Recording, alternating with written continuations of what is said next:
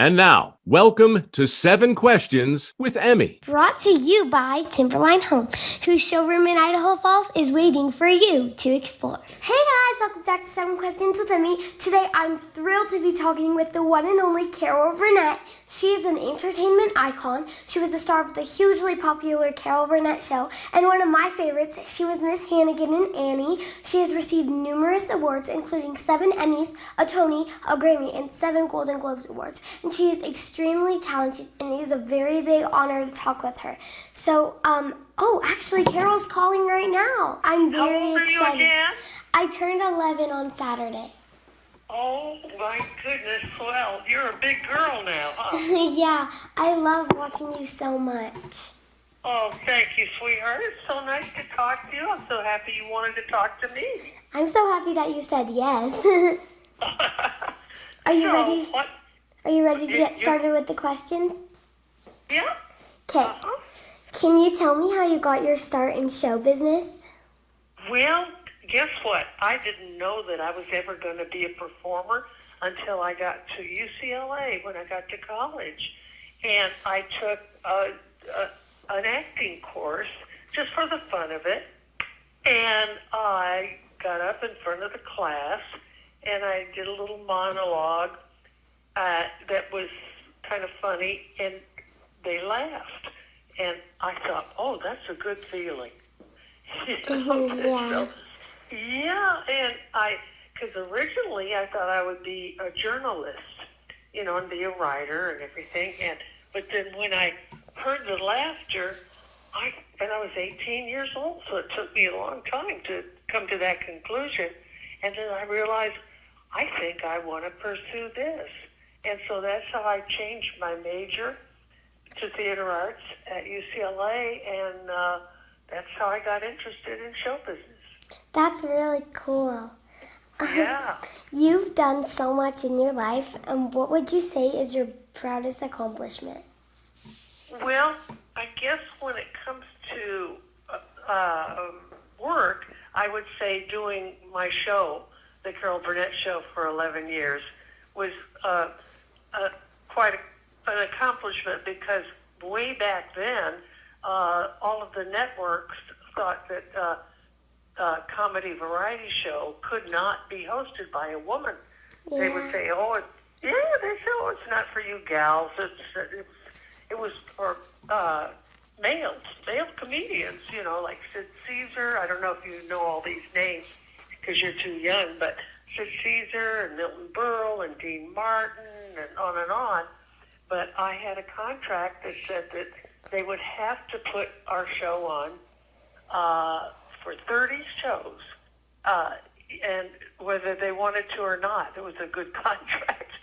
And so they put us on the air thinking we would only run for the 30 shows, but we ran for over 270 some odd shows. Wow. Which was 11 years. So we proved that women could be hosts of a variety show. Yeah.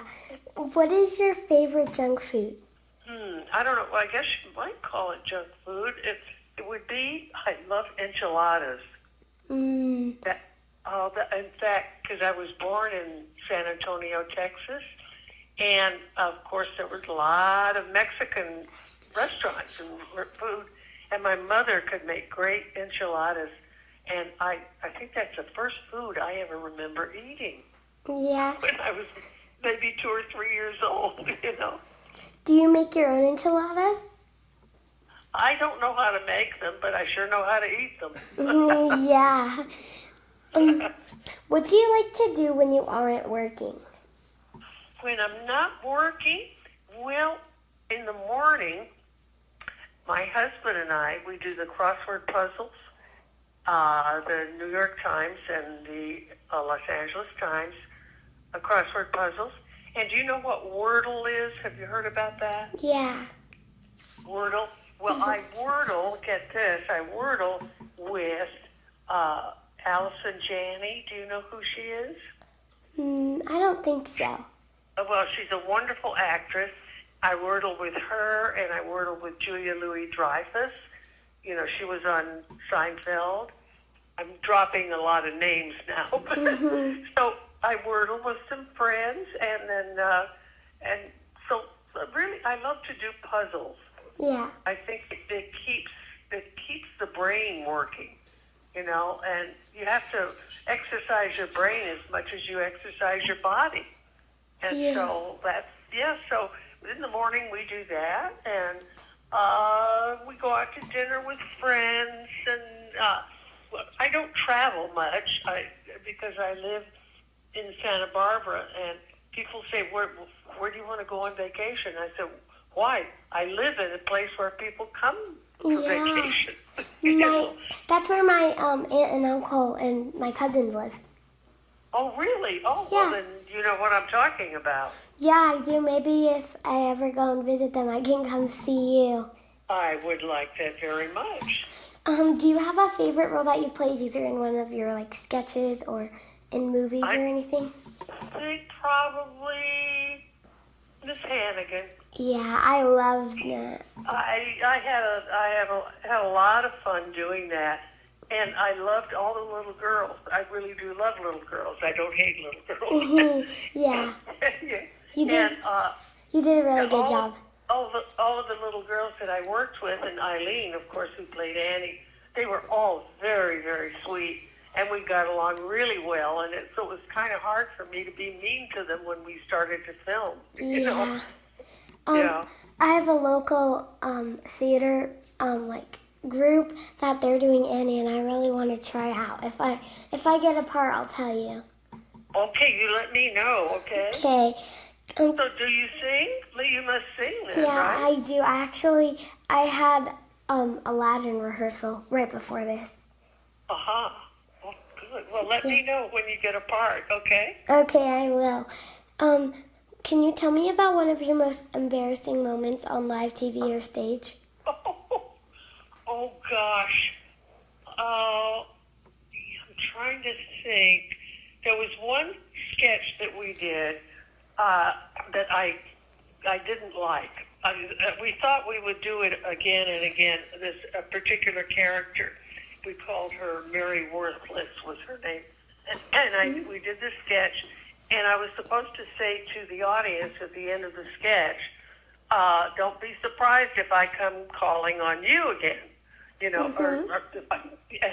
But it was the sketch. I didn't like it so much, and I said, "Don't be surprised if I don't call on you again, because I'm never going to do this character again." Oh.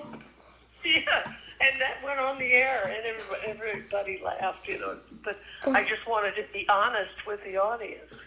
Yeah, and then your producers and stuff, the audience will know that you can't play that character again. Yeah, right, and they all applauded. Yeah.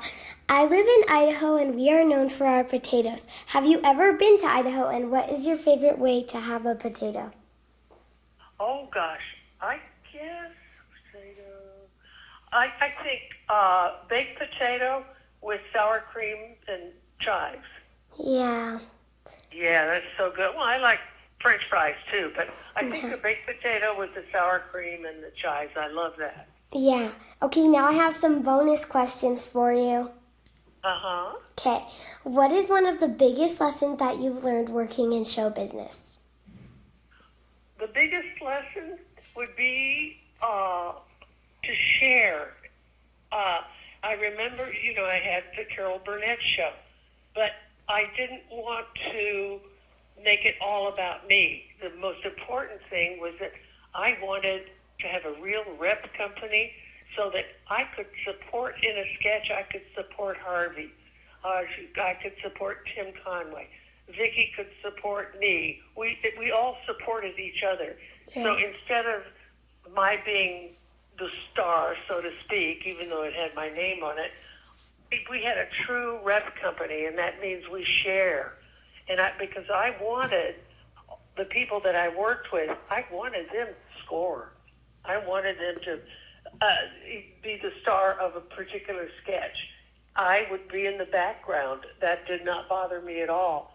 I think that's important to share and to encourage everybody that you're working with and be a part of a group, as opposed to being the head of the group. Yeah. What is one thing that you hope to accomplish in the next year? Well, I'm going to be doing a second season of an Apple TV Plus show that we did called Palm Royale, and we're doing a second season of that. And That's then cool. I'm working on a couple of television series that I would not be in, but I would be co-producing, and writing. So I'm keeping busy as old as I am, so I'm very grateful. If you ever need a child star, you can call us. Okay. Can you share a piece of advice that might help me in my life? Well, depends on what you're going to be doing. What do you want to do with your life? What do you want to do? You have a thought about a career? There's a lot of things. I would like to be a reporter, but I think also doing what you do is really well, or what you did is really cool. Oh, well, I remember when I was auditioning for something, and it came down to be between me and another girl, right? Mm-hmm. And I thought I had it. I thought I had the job, but it turned out that I didn't. She got the part. Yeah. But you know what helped me? Instead of being disappointed or dejected or discouraged, I thought, well, you know what? It's her turn. Yeah. It's not my turn yet. And so that cheered me up, and I thought, you know what? That's okay. My turn will come, and